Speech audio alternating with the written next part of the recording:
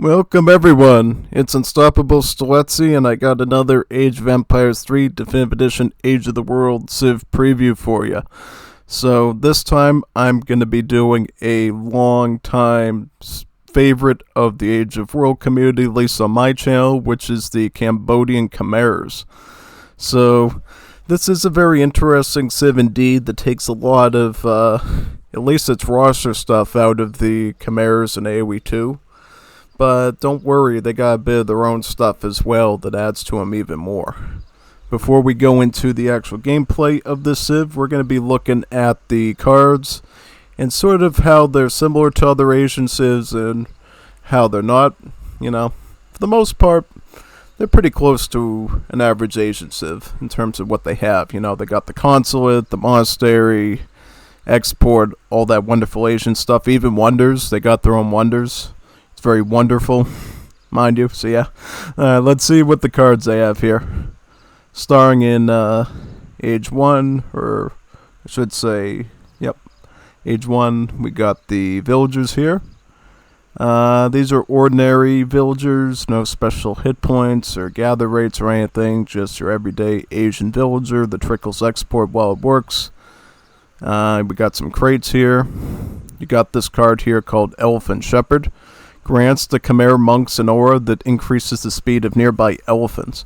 So for your monk or your explorer, they're kind of similar to the Indians, where you have a explorer mounted on a elephant, and this card will simply allow him to allow all the other elephants to move a bit quicker when he's near them, pretty much. Then we have the land grab. Then we got the fish market here, some pretty ordinary cards. Then we have the East Indiaman, ships a dock rickshaw, and fishing boats are cheaper. This is another card we see with some other Asian civs. Sawmills and exotic hardwoods, food silos, stockyards, fulling mills, basically a clone of the card we use with the Argentines in Wars of Liberty all the time to basically eat the cows very quickly. Does the same thing here. Triples your gather right from those animals. Furrier, you got sumptuary laws. Instead of trickling one thing, you trickle a little bit of everything. A jack of all trades when it comes to a trickle card. Woodcrafting, ironmonger, trade empire, another standard Asian card. Pioneers. Flea market. Ships a market rickshaw, and markets have much better sell rates. That's cool. Holy refuge. Monastery improvements are cheaper, and ships a monastery rickshaw. We got advanced rice paddy. We got advanced stock. We got good faith agreements, another one of those cards you'll have with other Asian civs in regards to their consulate, pretty much. And we even have advanced wonders, yeah. So you can see a lot of similarities already to the other Asian civs in terms of their card roster in Age 1. Now we're going to be going on to Age 2. You got 4 villagers, 5 villagers, you got your crates. You got the Bokator Swordsman. This is a good anti-cavalry unit that the Khmers can use. But they also have another one, the Pakak Warriors. These are essentially a spearman that's going to be good against cavalry as well. And then you have the Buddhist archers. These are going to be good against heavy infantry and dragoons. We do have some infantry combat related cards here as well. But moving on, now we get into some of the elephant stuff. 2 war elephants. These are basically pretty close to the war elephants you're used to with the old Sufi native site, and now available at the Bhakti and Definitive Edition. So basically splash attack and multipliers against skirms, so pretty solid all around. Elephant archers, high hit points, and these are basically tanky dragoons. You know, they're going to be good against cavalry, they're going to be good against artillery, and they're just going to be generally tanky overall. You know, while some other dragoons can be wiped out pretty quickly, these ones will take a while to knock them out. And speaking of elephants, we do have some elephant upgrades here. We got natural pastures, reduces the food cost of elephant units. You got the elephant breeding, reduces the wood and coin cost of elephant units. And then you have agility training, increases the movement speed of elephant units. So right away, we get a lot of cards that just makes having elephants that much cheaper, really. And eventually what you're going to find is you're going to want most of your army to be just elephants a lot of the time. Once you can essentially get some more res, I would say just keep spamming the elephants myself. That's at least my opinion. Got land reforms here, another Asian card. Rendering plant, silversmith, sustainable agriculture, spice trade, rum distillery, native learning, diplomatic intrigue, personal favorite of mine, and you got caravels, galleons. So basically their navy is going to be pretty similar to the Indians, borrowing a lot of European ships, even having some of the catamaran shipments at their home city. Approved warships as well as European cannons. Admiralty. Then you have some shipments of shinobi that you can send from the home city, as well as civs. So not only can you use nice, big, beefy, tanky elephants, but you can even ship the famous French cavalry with the splash attack as well from the home city, as well as the option of shinobis, which function just the same as the consulate unit that Japan uses, essentially. And then from here you got atonement. And for now, at least, they'll give you a Yohimbo. I don't know down the line if they'll get their own Sora mercenary, but for right now, it's just the same as the Japanese. Moving on to age 3. We got 8 villagers. We got the standard resource crates. We got another shipment of those swordsmen good against Cav. We got the spearmen. We got the Buddhist archers. We got the elephant combat card, which the Indians also have because we're very elephant-centric civs, so having a combat card form is a must. Now, this is another unit called the Angkor Guards, and these are basically Khmer skirmishers, so they're going to be good against heavy infantry as well as dragoons. You got ballista elephants. These are going to be good against artillery and buildings, so essentially just culverins, but you can use them against infantry as well in massive numbers, of course. Flamethrowers, these are going to be good against infantry, but can also do good against buildings, too. The powder keg elephants, these are basically elephant petards, and they're great at just taking down buildings, really. No exceptions asked there. We got a infinite shipment of the war elephants. This is infinite, by the way, as well. We got an infinite shipment of the elephant archers. So once you get to mid-game, you're going to be able to use your home city shipments a lot to back up your numbers of elephants on the field, which is pretty useful. You got your sort of standard gather rate related cards there. You got native warrior combat, native crafts, native warrior attack. These are all sort of Asian native cards you're used to. Then we get intervention since we use a consulate. Cambodian Watts. Ships 2 monastery rickshaws, increases monastery build limit by 2, and grants him an aura that increases the work rate for nearby buildings, decreasing nearby train times. So basically, what this means is, once you essentially set these monasteries up, they're effectively going to allow units to be trained quicker in their vicinity. So let's say you have a couple of barracks and elephant stables near this monastery. They're going to come out a lot faster now if you use this sort of trick, really. And then there's another unique card of the Khmers here, Royal Elephant Army. Decreases the training time of elephant units. So basically riding school, but only for elephants. Only for those big stinky elephants, really. Well, at least their elephant poop's pretty stinky. I don't know about the elephants themselves. They seem to hang out in the water quite a bit, so I'm assuming they're pretty clean. Yeah, I got some boats here. We got the Indian arsonists. A lot of overlap with the Indians. And then, Age 4. What do we have in Age 4? Resource crates.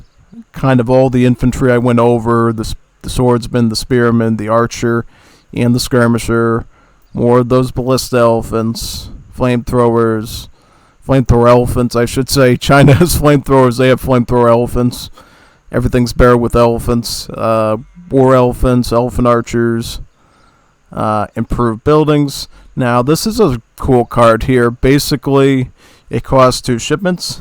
And basically, war elephants and elephant archers occupy 1 less population space.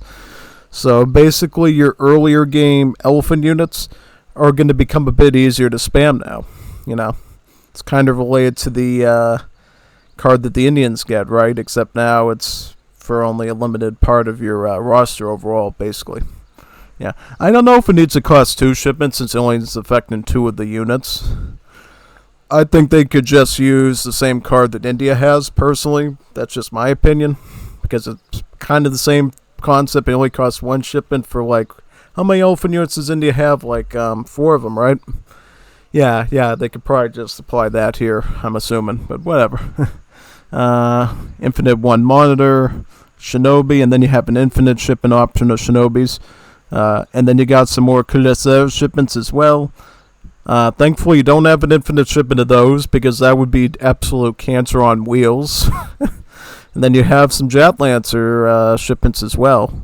Jet Lancers and Jet Lancers with Arsonists. So there we go. Not a lot of cards. It's pretty simple civ once you get used to it. You know what I mean? A pretty basic civ across the board. But why don't we just try to do like a match with these guys and just show you how interesting they are in terms of gameplay. We'll just do a quick skirmish here and go over them pretty briefly. What map? I would say do Indochina, because that's literally just where the Khmers come from. So yeah, let's look for Indochina. I is for Indochina. Or, yeah, let's do Indochina. I was thinking Indonesia, but let's do Indochina. It's one of the first maps I ever played in AoE 3 growing up, so this map is pretty personal to me. Who can the civ be we're going up against? I really don't care too much for the sake of what we're doing. So we're just going to go through it normally, I think. Against the Hods, that's cool. Should be an even match, I think. Also, I think we're going to probably curb stomp them myself, Over the years, I faced India a lot of time. I faced the Hods a lot of time with India, and it usually goes pretty easy. So I can imagine the Khmers are going to have an even easier time, since they have even more elephant weapons to their advantage, I think. Yeah. So let's see how this turns out. I love these Khmer buildings. They're so cool and intricate, And as you age up, their textures and models get even more neat to look at, too. Yeah, it really just gives you a good glimpse of how good these Asian civs are going to be in Age of the World when more are released in the future at some point. Can't wait to see what the Koreans will look like. Can't wait to see what some of the other potential ones like, Tibet, Siam, any potential ideas like that, how they would actually look in a Age of the World environment, really. We do have a tavern here since we are in Indochina. That's pretty cool, because that gives us 1 additional building we can use for mercenaries, if we really want to use mercenaries. I don't think you usually want to use a lot of mercenaries with the Khmers, because your elephants usually just do most of the work for you, as well as adding stuff in from the consulate. But yeah, you kind of get the idea. What deck are we going to use? I think we're going to use maybe this one. This one's looking pretty alright. Pretty good. We'll do that one.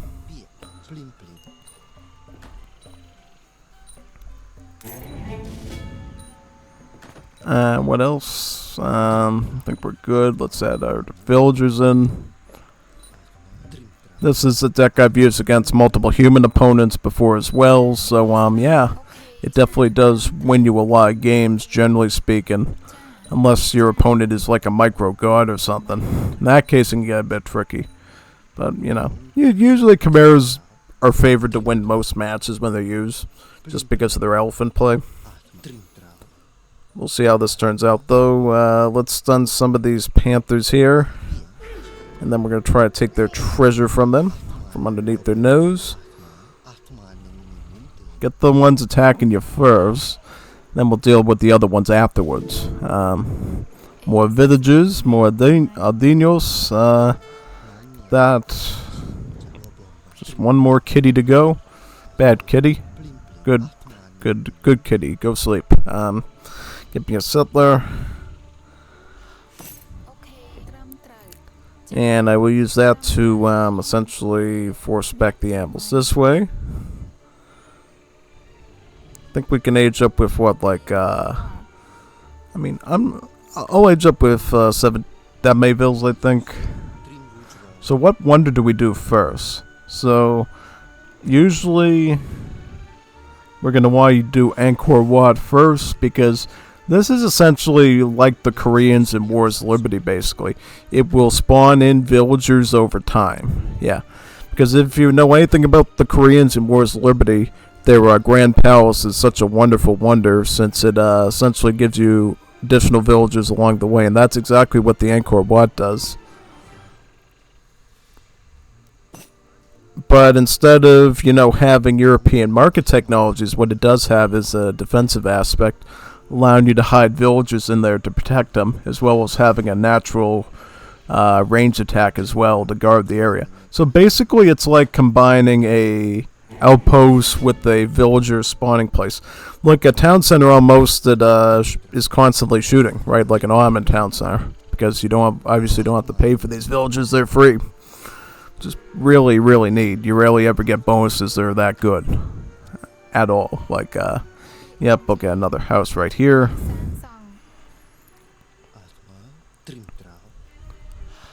We might totally dominate them early on. From the looks of it, yeah. I could totally see that happen. Because this, cherry pit here, this tavern, has been trickling us in a lot of coin. Enough we might even be able to get our Kulis airship in early. We'll have to just wait and see if we can pull it off or not. I will add you villagers over here. Yep. And you can work on that. Yep. I think we're going to go right to the elephant stable first, personally. I don't see any reason why we shouldn't do that. Get some wood, so we can afford that. Start working on that stuff. Yep. I'll put it on the wood. I'll put them on the wood there. Yeah. Stop attacking my villagers, muskrat, you filthy muskrat. That's such a horrible name. It literally just gave me a name to insult them with. Like, you stinky muskrat, get away from my villagers, you stinky muskrat. Like, really? could have had like a better name, like cute elephant or stinky orca anime girl graduating in January. Like, you couldn't have come up with a better name than that? Really? Yeah. As you can see there, though, this thing basically shoots these sort of scorpion-style bolts at units, which is really cool to look at. And basically, Angkor Wat, if you didn't know, was like one of the most beautiful wonders in like the world. Essentially, down in Cambodia, it's like this really cool complex, just like this, with all these chambers and everything, and all these spires. And it was built, with the architecture in mind to appease the Hindu gods, basically. So, quite a lot of interesting history behind it. What else? Yeah, let's get an elephant stable. Surprise, surprise, the Khmers do not get any horse units, so their stable is literally just an elephant stable. It's actually cheaper than the standard stable, which is pretty cool. But it does take longer to build to offset the elephant's costs. Yeah. Oh, that's actually pretty smart, actually, when you think about it, because you're going to be spending a lot of resources on these elephants, so you gotta make the stables a bit cheaper so you can actually, get the right investment in making the production buildings. So, a lot of thought went into that, you can tell. What else? I'll make 5 civs right now. And then we can make some more elephants here. As you can see, the civ does not shy away from spamming lots of cavalry, whether it's the elephants you can train or the splash cavalry from the home city. It's like their main unit, really, so feel free to just spam them up like a rapid fire weapon, go with elephants. Stinky elephant poop, that is, yeah. Yeah, you never think of that on the battlefield. Like, yeah, the elephants are terrifying, they got their tusks, they got their trunk, and they can certainly crush a human skull in like no time flat, but what happens if you're in the middle of a battle and then the elephant poops? Like, is that a tool to demoralize the soldiers, really? I think it is. I think it'll scare the soldiers away, honestly. If they have to smell that stuff, that's enough to make them flee the battlefield, just like sticking a bunch of stinky camels in front of the horses makes them basically root away from the scent. You can basically do the same with humans with elephant poop. plus it's hard to remove because it's huge. It's like the size of, like a shopping cart, I can imagine. So, yeah, I just think, yeah, that's a great way to win a war. Just throw a bunch of stinky elephant poop onto the front lines in the middle of the battle. Make sure you feed the elephants a lot of, like, grass and other plants that they eat before the battle, so they'll just drop it all over the place. It's like a secret weapon. And I don't think the Geneva Convention has even thought of that one yet, so I don't think you'll have to answer for that one if you use it on the battlefield. It's getting super duper creative. Alright, so, let's add some elephant archers, too, in case we deal with the Kanye West Horsemen at all. Kanye West Horsemen. That's a funny thing. I used to always think of that, meme for years, calling them Kanye West Horsemen for the HUDs, and then when I was watching the, ESOC tournaments and stuff, people were actually calling them Kanye West Horsemen, so I knew I wasn't the only person thinking that in the back of my mind. Like, oh wow, everybody calls them that. Not the only one. Yeah, it's really fun actually. So now we're gonna have, basically these will be good against skirms, these will sort of be good against everything, and then the elephant archers will be good against cav. Yeah, you can already tell we're already way ahead in score just because of how much mass we're putting on the field, both figuratively and literally, from all these elephants. How heavy they are, and how heavy they are towards our score. Yeah. Alright, so let's try fighting these guys off. So what they got? They got some cavalry, they got some archers, maybe some tomahawks. I don't think any of these are going to survive this head on. I mean, look, elephant archers will totally dominate against the horsemen, I think. Yeah, just target the horsemen with the elephant archers, and then once the cavalry's gone, then you use the other elephants for the other stuff, and the civs are just eating through everything, really. Yeah. It'd be really OP if they had like a regeneration technology for these elephants at all, but I'm not sure if they do. Let's actually look at the monastery text, because I don't actually look at them that much. Let me get that up. Oh, that's a cool design. That's a really cool design. The Koreans simply just use a modified version of like the Chinese-Japanese monastery, but this thing's like totally whack and unique. I like it. Looks truly Southeast Asian.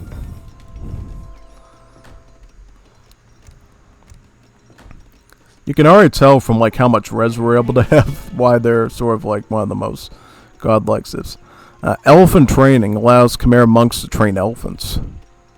Ooh, so we got like treasure? We got like pet elephants too? I didn't even recall the pet elephants. That must be really dangerous, yeah. If they're the ones that I'm thinking of from like either the campaign or from maybe some of the other older mods, they're going to be pretty powerful. Yeah, 200 food for these things? Yeah, you can tell how much damage they're going to be doing. Can have about 5 of them, right? Yeah. So where's the other 2? It says it. Oh yeah, so they're training them equally. Yeah, that's fair. Yeah, so basically for consulate you're pretty limited. You can either go with the British, the French, or the Japanese isolationism, essentially. Yeah. And that's probably why the Kato set it up so you could ship in the shinobis, so it's sort of basically assumed, at least for now, that their ally is going to be sort of Japan. I don't know if that was historically accurate or not. Does anybody actually know if the Khmers were actually very diplomatically involved with the Japanese or not? It's totally possible, since they were on the water constantly as the Wakao pirates, perhaps. But maybe also China or something too. Maybe they could add a Chinese ally or something, or maybe a Siamese ally. Could be interesting, I think right now Kados is basically focusing on adding new civs, and he's not adding a lot of that sort of consulate ally stuff that Wars of Liberty did, for instance, just yet. So yeah, we'll have to see in the future where that goes exactly. Now we're gonna add the Lolai Temple. This thing generates export over time and increases the rate at which nearby villagers gather export while gathering resources. So this thing is a real beast. Once you get this thing, you can start getting a lot of consulate units for very, very cheap prices. Well, not cheap in terms of the units becoming cheaper, but export becomes like a no-brainer resource for you once you get that going. It's like really easy to spam out export stuff once you get this temple going. It's like a really 9 days type improvement for you that you should always try to get if possible. And then in terms of some of the other technologies, they're mostly similar to the ones that the Indians get: Crushing Force, Terror Charge, and Improved Healing. Yeah, like, even the technology here still references camels, even though camels don't really go into the tropical jungles of Southeast Asia, right? They mostly hang out in India, where you do have some deserts, right? Like, you know, the Thar Desert and some of the other more arid areas there. So, yeah. I mean, look at how gigachad Khmers are. They can just go onto the enemy landmass without fear of anything going wrong. Yeah, just go inside the Angkor Wat and you're fine. Literally. So what are the stats on these pets? So they do 31 with 1 splash. That is not bad for a pet. That is really good for a pet, actually. For a unit that does not take any population, that is really... It's almost like a Saxon Cuirassier in a way, in terms of the functionality. Actually, better, because aren't they just pets, right? No cavalry? Yeah, so pikemen don't even have multipliers against these things. That is brutal, actually. That's one unit you do not want to mess with. And then they get 10% hack armor, too. So that's a great way to just shred through a bunch of pikemen, I think. Yeah. The one cavalry that the pikemen can't deal with for some reason. Yeah. Here's some crates of export you get with this wonder. Let me see what else we got here. We can start to get, this is, the royal, elephant armies, so the elephants we make will come out a bit quicker from our elephant stables. Get some more upgrades too. Yeah, this is like autopilot when you play the Khmers. It's like super easy. I mean, don't get me wrong, you can beat them depending on your ELO score, I think, but it's generally hard for lower ELO players to generally beat the Khmers because there's so many stats on the field that it's typically quite difficult to handle them in a normal way, shape, or form. So yeah, because as you can see, you can get the Angkor Wat first, get a good boom going, then you can get a lot of export, and then it becomes like all power. Because look right there, it's not that hard to start getting Hadamo Samurai either. Like, we can already queue up like 5 of these things, no problem. It's like absolutely brutal, actually, how you can abuse that. It's actually insane. I'm not even going to worry about moving them here because we already got enough export than we can ever use. Let's make some of the flamethrowers. Make one of the flamethrower elephants. That could be great. The one thing you'll notice, though, since all of your sort of artillery-ish units are elephants, you don't actually have like a real castle building. You rather just have like a normal outpost, a 250 costing outpost like this, that just has like the range attack and stuff. None of the unit training properties that the other Asian civs have, really. Oh yeah, I mean, go kill my villages. I really don't care at all. I mean, I'm doing so well down here. I want you to kill my villages because I feel so bad of how badly you're doing right now. I'm simping for you, so I'm just letting you cut my economy short just to make it a little bit more fair and balanced for you. So I'm simping for you so hard, Hiawatha. Flamethrowers. Then we can make some ballista elephants next. Let's make some of the power kegs too. Another cool elephant unit we can add in. I wonder if the power keg elephants have some decent combat stats as well because they're elephants, you know. Because that's one of the things with petards, you know, they're just a bunch of 2 little guys with a barrel that's sort of trying to punch their enemies and stuff. They're not going to be the greatest fighters in the world. I mean, the petards that the Balkan civs get in Wars of Liberty, though, at least had like a handgun and they could shoot at enemies and stuff and had like a knife, I think. But, you know, when you have a petard elephant, I can imagine that the unit holding the explosives is just as dangerous as the explosives themselves. It could be a real threat, yeah. So elephants here. So these are the oh wow, these things are easy to snipe with infantry. I didn't realize that. Yeah, you gotta watch out with these though. Yeah, like look at him, he's getting completely cooked. There's nothing he can do for these elephants. Like, you remember the game last week with the Calusa, and they had some problems like holding up against like another civ, but these guys, they're no problems at all. This is like easy street stuff, yeah. So what do the power kegs have? So they don't have any melee attack. Massively... Oh, wow, look at this ability. They get an elephant charge ability that lets them run very fast through enemy lines and just reach the building. Ah, that's pretty good. I like that. They actually add some value to them. Add some real value to them. And what else? We got another batch of Hatamotos in. Some more samurai. This is the thing that, you know, makes the Khmers even worse.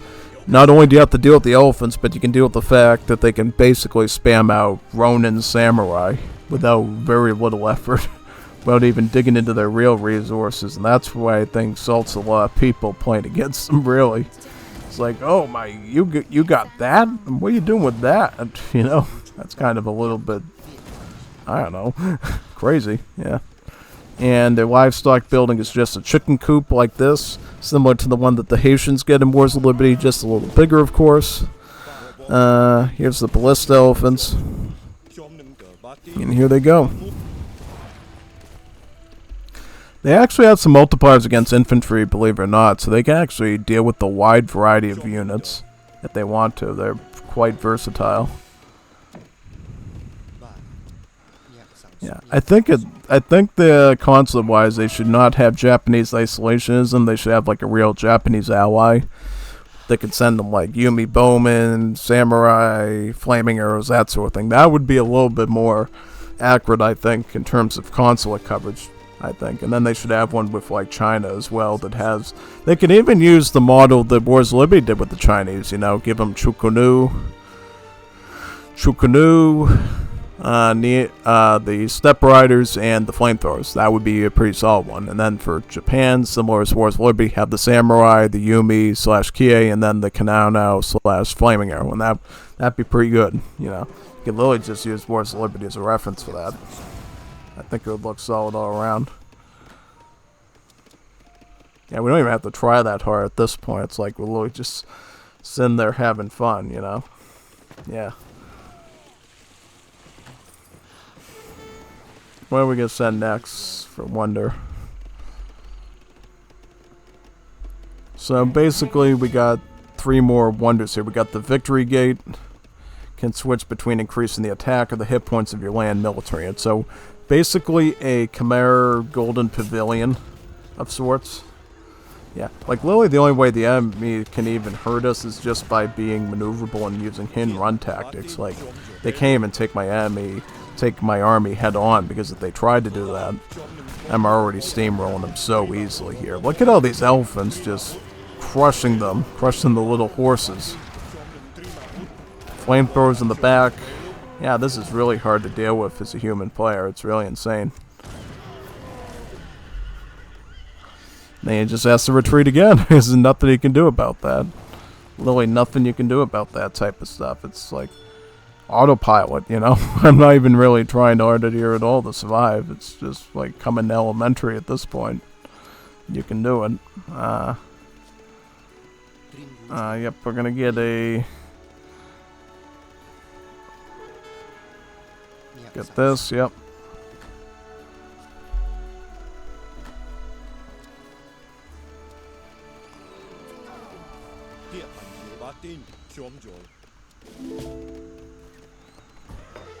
I can get the veteran upgrade. I don't even need the veteran upgrade, but I may as well get it.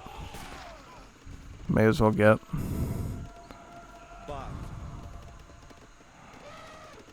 That's weird. It lets you select multiple elephant units.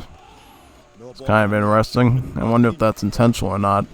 Probably because they're all artillery related. It's a cool way to basically, you know, avoid some going into the front when you don't want them to and stuff. You can sort of just keep them back and doing their role as support units without too much risk, which, you know, I think it's pretty smart.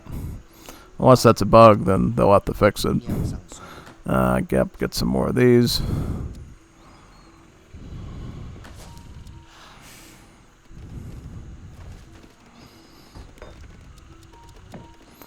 Got some more samurai in. I just like these buildings in general because of how good they look. Just impressive to look at. And then we can even build a dock so you know what it looks like. Let me get the dock over here. Yeah, it looks the same as all the other architecture of the Civ, you know. It has the same sort of look and feel. What are we going to build for our next wonder? I think we're going to build the Golden Pavilion-like one next. So, yep, that's what this one looks... Oh, it looks very similar to the Angkor Wat, but it's got actual Hindu/Buddhist faces carved into it, which is really neat. Yeah, really cool architecture overall from the Khmers. I don't know, which one do you like better? Do you like the Angkor Wat or do you like the Victory Gate better? For these sort of stone-like structures. And then if you want, what we can do is, like, after we beat this match, we can go back in for a few seconds and just check out the other wonder that we don't get here. Or the ones we don't get here, because, you know, it might actually be good just to finish them off now and just look at the wonders individually, perhaps. Just for fun. Yeah. We'll see. Well, let's get the elephant combat first, get our guard upgrades, and I think we can finish them off pretty quickly. And go do that. Yep. What else? So we got here...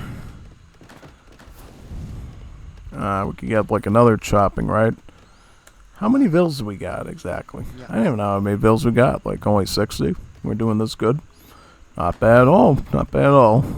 As you can see here, the dock is about the same as that of the Indians. You got the caravel, the galleon, and the monitor. And then just the Indian-style fish boat here.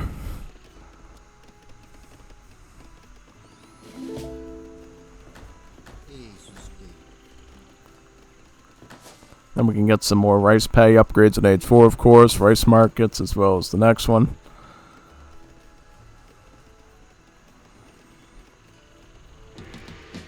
Yep, and then it turns into this vibrant yellow color once you get to age 4. And then we got some Angkor Guard skirmishers here too. This is what the barracks looks like in age 4. So we can upgrade our skirms a bit perhaps. But yeah, I'll get the elephants first. Upgrade the elf in the room. Get the flamethrowers upgraded. And then from here, then we'll probably get the next rice upgrade.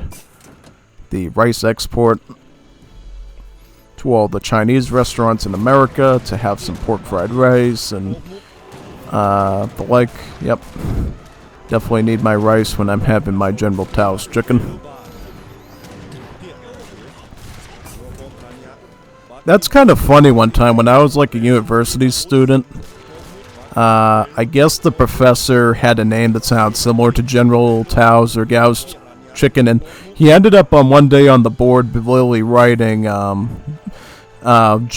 named him Jim Tao or Tim Gao or whatever, and go like just like General Tao's chicken, and go like, really, you would say that? like if somebody else, a college student, said that, you would expect them to get all gaslit by then, go like, why are you making fun of my last name, man? But no, he was fine with it. He was fine pulling fun of it and stuff on the board and stuff. It was really interesting. Yeah. What else?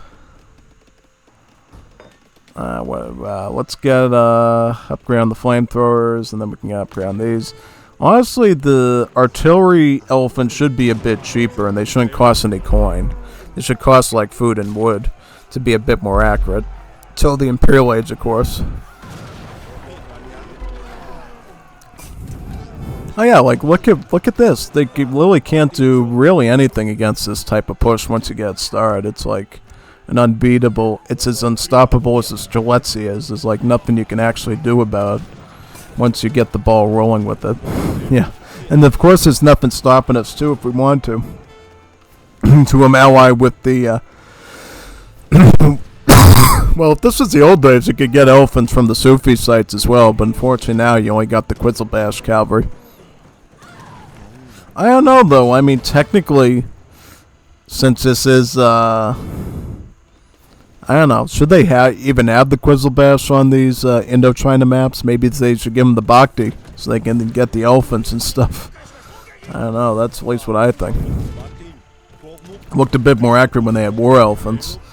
Instead of sort of like Tajikistan / Uzbek cavalry units, because that's basically what the Quetzalbash are. You know, they're from like Central Asia. They wouldn't be down here in the Indochina anywhere close to that, really. I think maybe the closest you'd probably see something like that is perhaps when the Mongols were trying to invade Vietnam and Southeast Asia back in those days. But definitely not around the AOE3 period would you see, Central Asian cavalry coming down into Cambodia and Thailand and stuff like that. That's definitely very strange to me.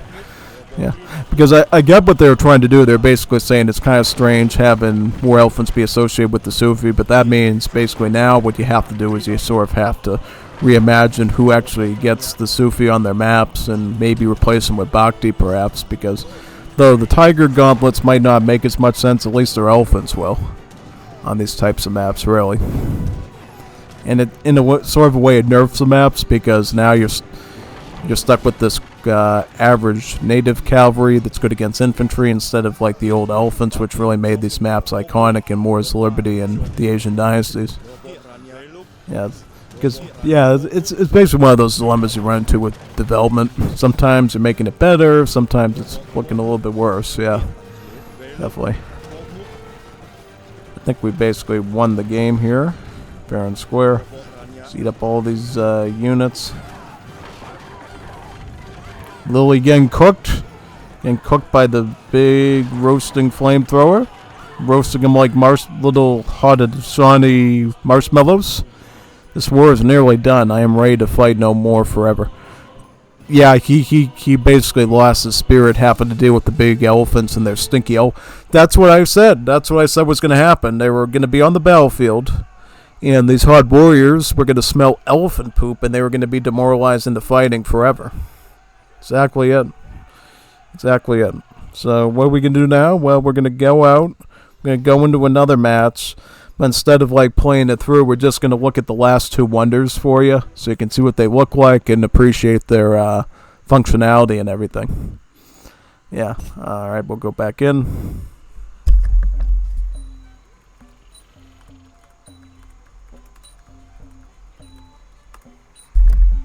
Alright, so let's see what these other two wonders look like. So the other ones we didn't look at were the Bangse Chumkrung. Basically, temporarily increases the hit points in nearby buildings. So this is a nice turtle type wonder that helps you turtle. So let's do that right now. You got a town center with the standard hit point of 6.5k. If you run the ability, it goes up by another 10,000k. Not bad. It actually does exactly what it sets out to do, which is great. And then there's one more wonder we can look at as well, which would be the Phenomenon Yat. It's kind of similar to the Chinese wonder that helps heal your units, but while your units are healing, they'll deal 50% less damage while healing. So it's kind of a trade-off, really.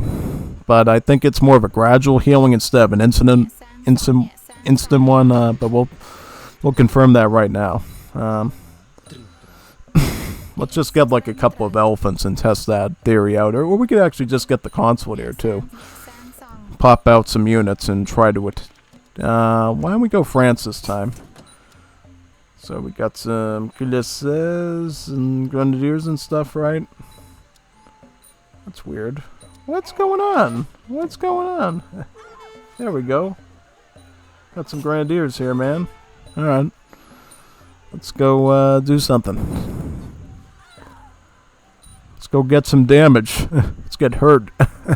Yeah, let's get hurt. Let's get some damage. Yeah, well, there you go. Fight the Tigers. Get some damage in. Alright. Alright, so let's try this ability. So if we run it right here, it says meditation heals your units over 10 seconds, but they deal 50% less damage. So their standard damage here is about 20. If we run the ability, they will heal gradually and for about 10 seconds, and then they go down to half, about 10 crush. So probably best to use this ability when you're either at your defensive position when you're not fighting, or if you have superior numbers, and it's just generally going to be a better benefit to heal at that time, basically. And that's kind of cool, because I don't think I've ever built any of these wonders before. I've usually only done the first three that we did in the first match. The first 2 or 3 we did in the first match. But these ones, you know, they're pretty cool looking. I might use these in some matches just because of how neat they are. Yeah, and then obviously with this wagon you can build anything you want, like a tower or anything like that. Yep. Oh wow, it does change colors when you upgrade it. That's actually really neat. I like that. So what we do now, I guess just build an Angkor Wat and try to upgrade that tower and look at the color changes. Alright, let's go. Oh, hey, I was trying to upgrade that. You big meanie. Do that. Let's upgrade one more time. Oh wow, it goes up to the yellow too. Very interesting. Very interesting. I like that. So there we have it, folks. We got the Cambodian Khmers done. Very popular civ in this mod. You know, I remember when I was first starting out YouTubing, I think the first video I got more than like 100 views on, and went up to like 300 something, was like the Cambodian Khmers. People really liked this civ. And then now it's one of my most popularly viewed uploads on the channel. Was my first match as the Khmer. So hopefully those that like that civ will check this one out, see what the civ is all about in terms of its cards, its units, its wonders, all its wondrous wonder things, you know. So yeah, thank you for coming. I'm going to be signing off now from this one. Expect another one in the future. Another civ being done, whether it's Zulu or perhaps the Inuits, the Mayans, the Finnish, any of the wonderful civs in Age of the World. See you there.